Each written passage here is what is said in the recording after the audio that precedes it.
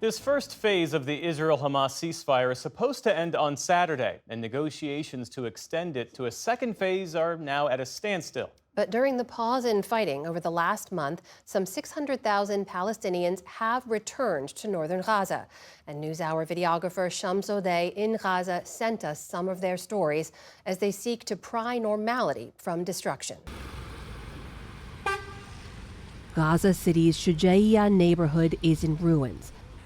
Building after building, house after house, crushed and burned. But its residents resilient. Among them, 24-year-old Mu'ayyad Harazin. The path to his apartment paved by rubble, but every day he's making it better.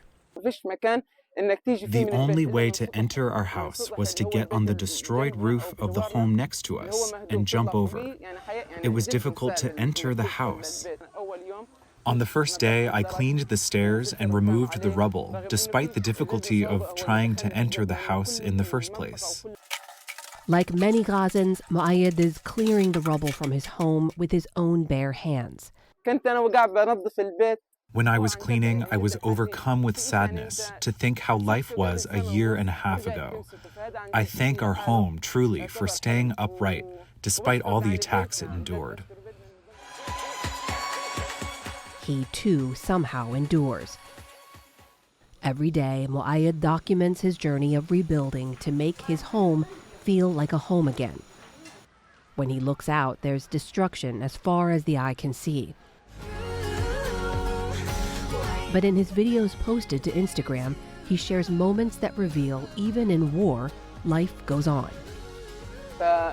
This is very difficult to remove rubble and stone. This is hard work and labor. After a difficult day, seeing people's positive comments on my videos really helps me keep going.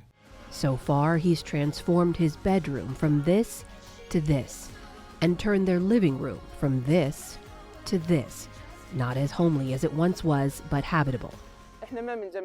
We are not trying to romanticize reality.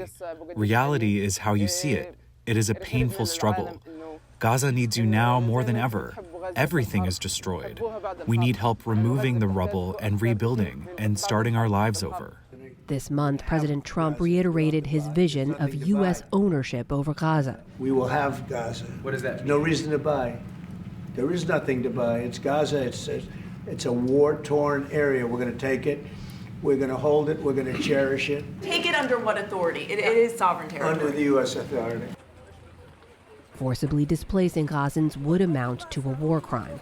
Mu'ayyad says for him and millions of Gazans, this is their home and they're not going anywhere. My message to Trump or any person out there is clear. We were displaced for a year and a half and we're in pain and struggle. It's ridiculous to think that we have to leave Gaza and immigrate elsewhere. We love our homes and neighborhoods. But many Gazans don't even have a home to return to. At this cemetery east of Gaza City, families now live next to the dead. Every time we try to find a spot to put a tent, we find graves or bodies or bones, as you see there. 35-year-old Ahmed Saad gave us a tour of their macabre reality. When we got here to set up the tents, we found bones. Here's one here. Anything bones we find, we have to put in this hole here, which is a grave. And what you're standing on right now is also a grave. Ahmed has been helping this community to build up tents, but every day brings a new horror. We found a body here when putting up the tent. Here it is. I dug out half of it and the other half is still there. Is this not a shroud? This is it. This is the struggle we are experiencing. Gaza's official death toll has crossed 48,000. Human rights groups believe that to be an underestimate.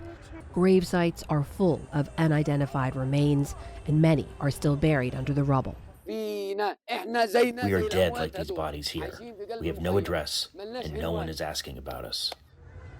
So what we're asking for is for those who have any mercy in their hearts, or leaders to come and see our conditions.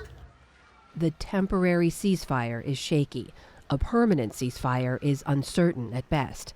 But even an end to this war would mark just the beginning of a long road ahead to rebuild Gaza.